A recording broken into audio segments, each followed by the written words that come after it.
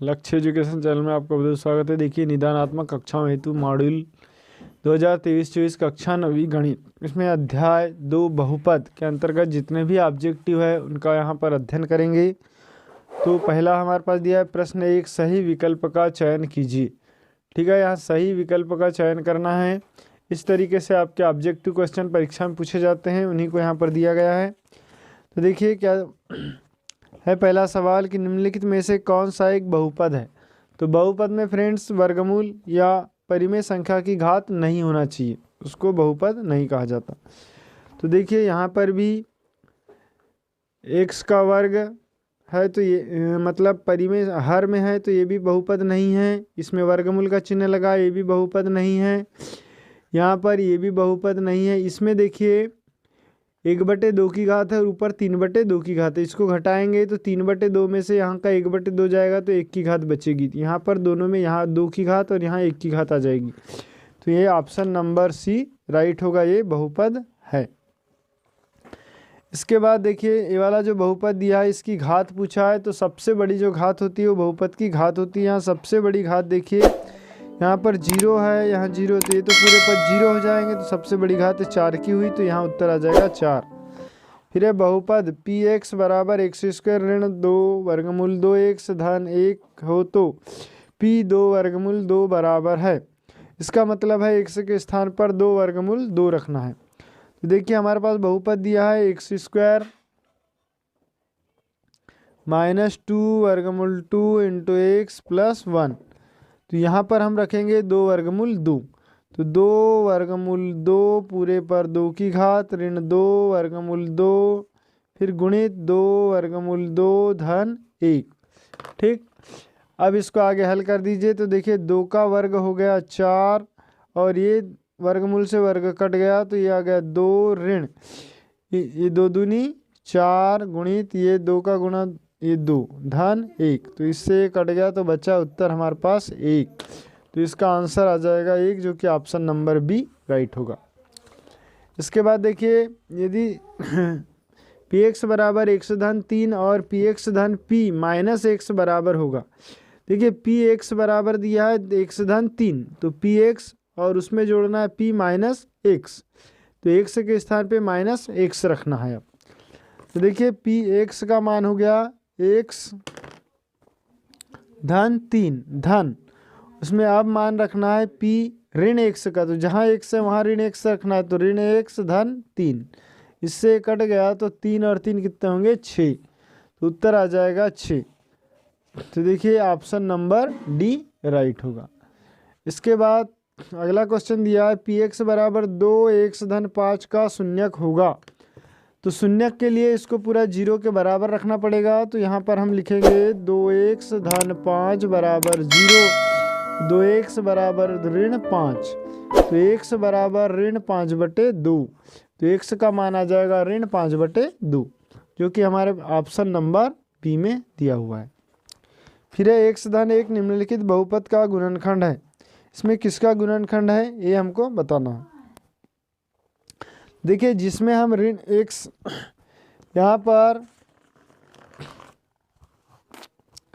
x धन 1 दिया हुआ है, तो इसको बराबर रखे 0, तो x बराबर आएगा ऋण 1। तो x का मान ऋण 1 रखने पर यदि शून्य आ जाता है जिसमें, तो वो इसका एक गुणनखंड होगा। ठीक है, तो देखिए यहाँ यदि हम ऋण 1 रखते हैं तो क्या हो जाएगा ऋण 1 धन 1 ऋण 1 ऋण, ये भी ऋण 1 होगा, ये भी ऋण 1 होगा, ऋण 1 और ऋण 1 ऋण 2, और ये धन 1 और ये धन 1 धन 2, तो इसका मान आएगा 0। तो ऑप्शन नंबर ए ही हमारा राइट हो जाएगा। ठीक, इसके बाद अगला सवाल क्या लिखा है, यदि x पर 51 की घात धन 51 को x धन 1 से भाग दिया जाए तो शेषफल कितना होगा।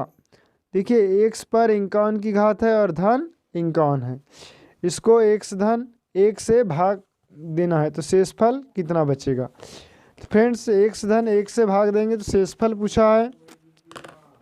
देखिए हमको भाग देना है x धन 1 से, तो x धन 1 बराबर क्या हो जाएगा 0, तो x का मान कितना आएगा ऋण 1, तो x का मान ऋण 1 यहाँ पर रखेंगे, तो ऋण 1 पर 51 की घात धन 51 बराबर, देखिए किसी संख्या ऋणात्मक संख्या पर यदि विषम संख्या की घात है तो मान ऋण ही आता है, तो ऋण 1 धन 51 बराबर आएगा 50।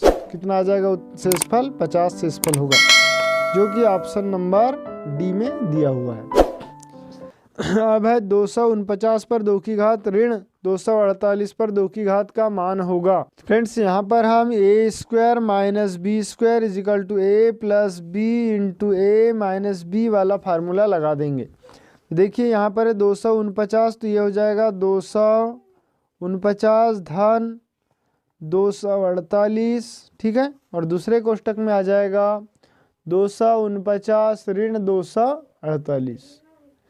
अब देखिए यहाँ पर इन दोनों को जोड़ दीजिए, कितना हो जाएगा? 8 दूनी 117 के साथ हासिल का 1, 4 दूनी 8 और 1 9 और 2 दूनी 4, 497 गुणित 249 में से 248 घटा देंगे तो 1 आएगा, तो उत्तर हो जाएगा 497 आंसर, ठीक है, जो कि हमारा ऑप्शन है 497 डी में, ये डी वाला राइट हो जाएगा।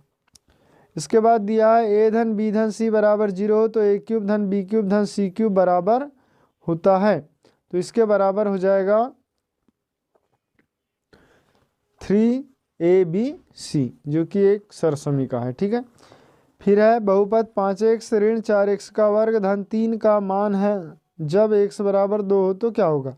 इसका मान ज्ञात करना है x बराबर 2 रख के। तो देखिए इस तरीके के सवाल को ऐसा आपको हल करना है। ये पूरा बहुपद दे दिया है, बहुपद px बराबर दिया हुआ है हमारे पास 5x ऋण 4x का वर्ग धन 3।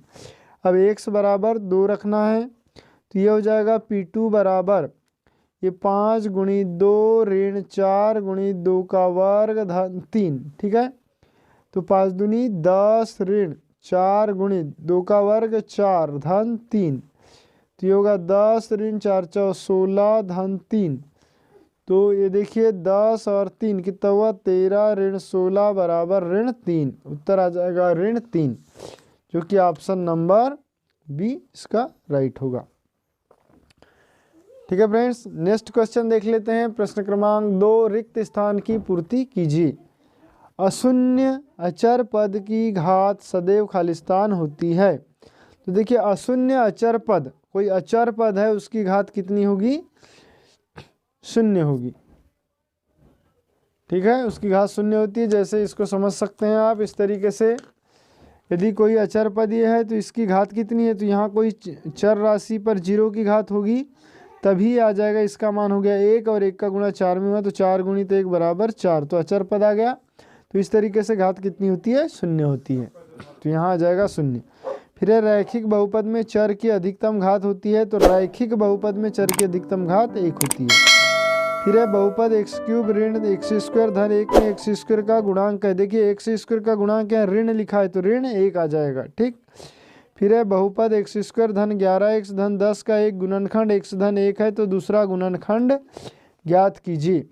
तो इसका गुणनखंड तोड़ना पड़ेगा, तो इसको इस तरीके से हल कर देंगे। देखिए यह एक्स स्क्वायर धन 11x धन 10, इसका गुणनखंड तोड़ेंगे,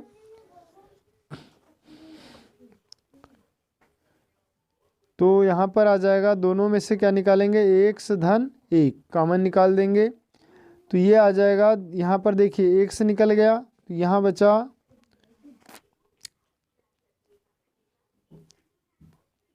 x, दोनों में से x कॉमन निकाल दिए तो x धन 1 बचा। अब देखिए 11x है तो 1 में 10x कर देंगे धन 10, तो ये हो गया x धन 1 x धन 10 x धन 1, दोनों में से x धन 1 कॉमन बाहर आ गया तो बचा x धन 10, तो दूसरा जो गुणनखंड होगा ये होगा x धन 10, तो यहाँ आ जाएगा x धन 10, ठीक। इसी प्रकार सत्य असत्य देख लेते हैं। सत्य असत्य में क्या लिखा है? बहुपद 5 एक एकपदी व्यंजक है, तो ये बिल्कुल राइट है, एकपदी व्यंजक या बहुपद है, ठीक है। इसके बाद शून्य बहुपद की घात शून्य होती है, ये गलत है क्योंकि ये परिभाषित नहीं होती। फिर है अशून्य अचर पद की घात परिभाषित नहीं है, ये भी असत्य है। Next question. फ्रेंड्स वीडियो अच्छा लगा हो तो प्लीज़ लाइक कर ले, चैनल को सब्सक्राइब करें और बेल आइकन घंटी को जरूर पेश कर दें। ताकि इसी प्रकार की वीडियो आप तक पहुंच सके। नेक्स्ट है बहुपद 7x पर 4 की घात धन 2x एक द्विघात बहुपद है। यह असत्य है क्योंकि यहाँ 4 की घात है, तो 4 की घात वाला बहुपद है। फिर ये 5x धन 5 एक रैखिक बहुपद है, तो इसकी घात देखिए 1 है, इसीलिए रैखिक बहुपद है, बिल्कुल राइट है। अब फ्रेंड्स नेक्स्ट क्वेश्चन क्या दिया है, सही जोड़ी, फिर दिया है एक शब्द में वाक्य में उत्तर, और ये नीचे के जो सवाल है इनका यदि हल चाहते हैं तो प्लीज़ कमेंट जरूर लिखें। नेक्स्ट वीडियो में ये वाले सभी सवाल हल करेंगे। तब तक के लिए नमस्कार।